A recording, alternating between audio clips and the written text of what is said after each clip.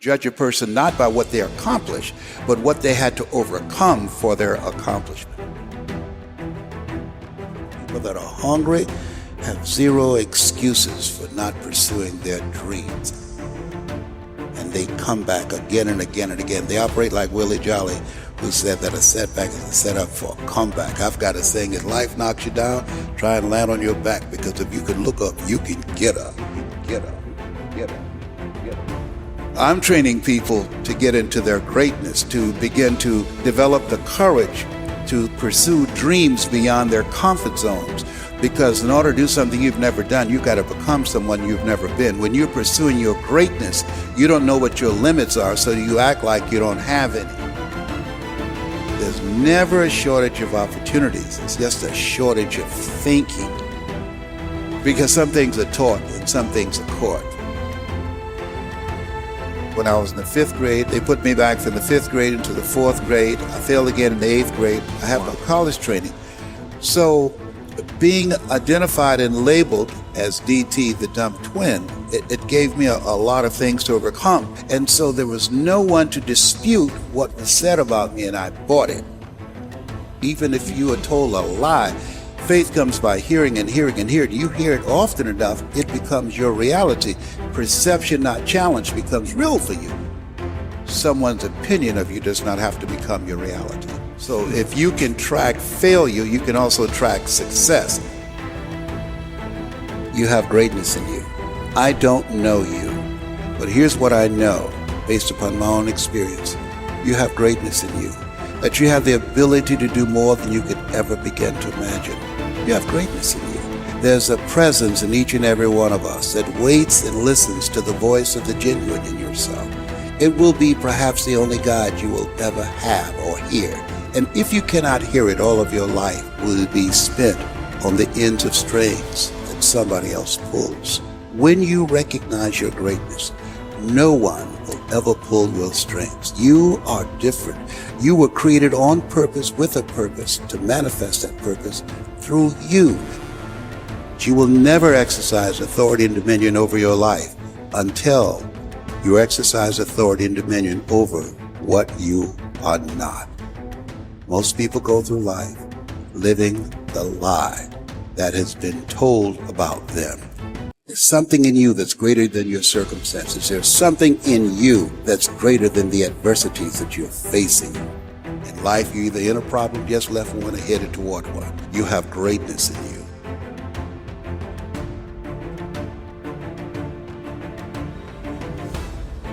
When you're pursuing your greatness, you live from a place of the willingness to live life courageously, to be willing to take chances, to become a risk taker, to make impact, to go beyond believing to knowing, to lean not unto your own understanding, to feel within yourself there's some cause, there's something that's bigger than me, but I'm never alone in facing this. There's a presence that will never leave me nor forsake me. And that when you step into that place, more of thee, less of me, that there's a place where we can go within ourselves.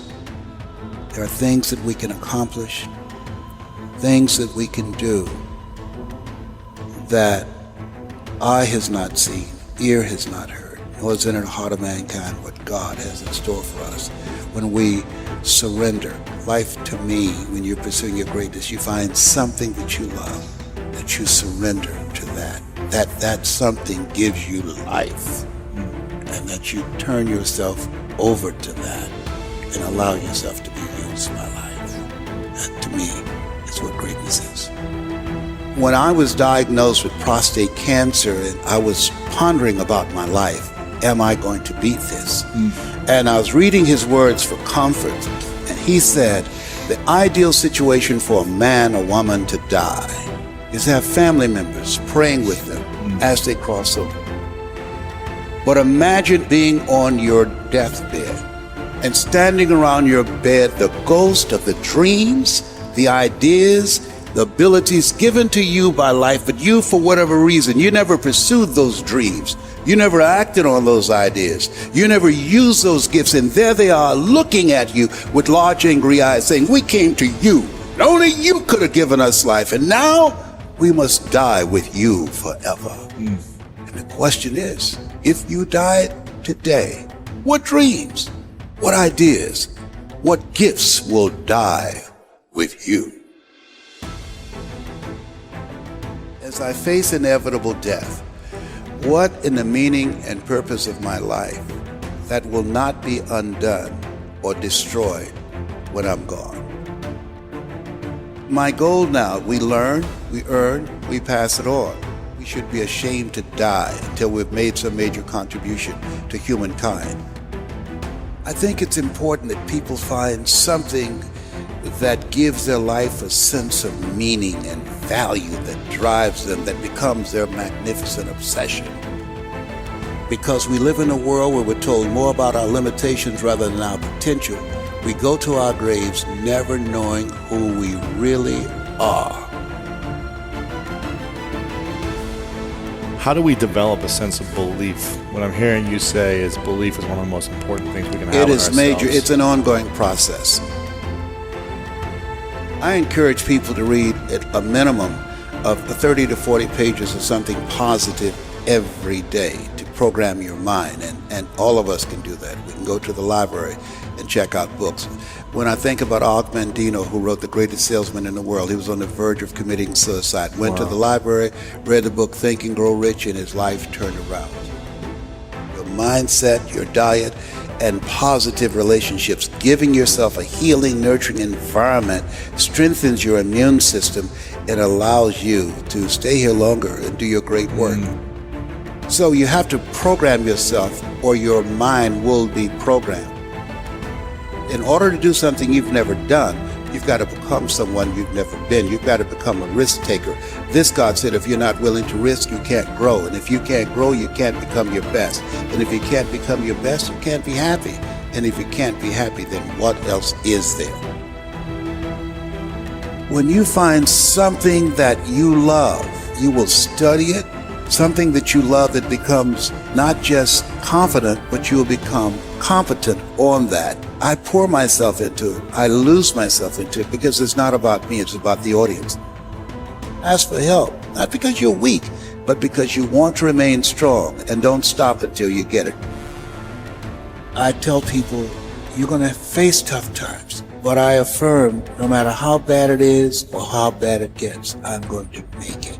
You don't get in life what you want, you get in life what you are. Develop your communication skills, because once you open your mouth, you tell the world who you are. So live a life of contribution. Decide that you are going to live your life in such a way, as Horace said, you should be ashamed to die until you've made some major contribution to humankind. And I want to find other people who have that kind of magnificent obsession, who have that kind of conviction about their lives, who want to make that kind of mark of their lives. Can I, with the time that I have left, amplify and train and multiply voices of hope and create a better world? We'll have enough time to do that.